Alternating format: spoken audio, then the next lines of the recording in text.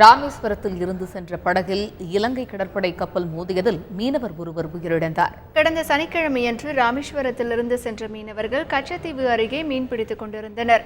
அப்போது அங்கு வந்த இலங்கை கடற்படை கப்பல் மோதியதில் படகு ஒன்று கவிழ்ந்து அதிலிருந்த மீனவர் வில்வராஜ் உயிரிழந்தார்.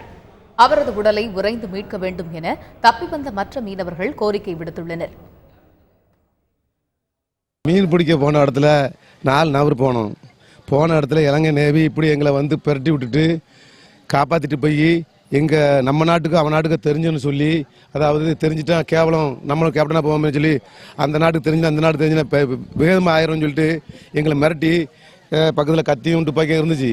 அப்போ காம நேரத்தில் போகிற நேவி வந்து ஒரு 3 மணி நேரம் கழிச்சு போகுது. கூட்டம் பேசும்போது எங்களுக்கு வந்து பல நினைவுகள் கொடுத்து எங்களை கொண்டுருவாங்களோ கொல்ல மாட்டாங்களோ சொல்லி நாங்கள் தான் போய் சொன்னோம், எங்கே போட்டு உடஞ்சி நாங்களும் உடச்சிட்டோம், நீங்கள் எங்களை வந்து இப்போ கொண்டு சேக்கொண்டையில் சேரணும் கொண்டு சேர்த்தாப்புல அங்கே சேர்த்த வேண்டிய இடத்துல நல்லா எங்களை கவனிச்சாங்க. அங்கே கவனிச்சிட்டு இருக்கும்போதும் கூட்டிகிட்டு போகும்போது நாங்கள் வந்து இது சொன்னோம்னு சொல்லக்கூடாது, நீங்களாம் தாந்து உங்கள் போட்டு உங்களாம் தாந்துச்சுன்னு சொல்லணும் அப்படின்னு சொல்லி தான் எங்களை பயமுறுத்தி வச்சுருந்தாங்க.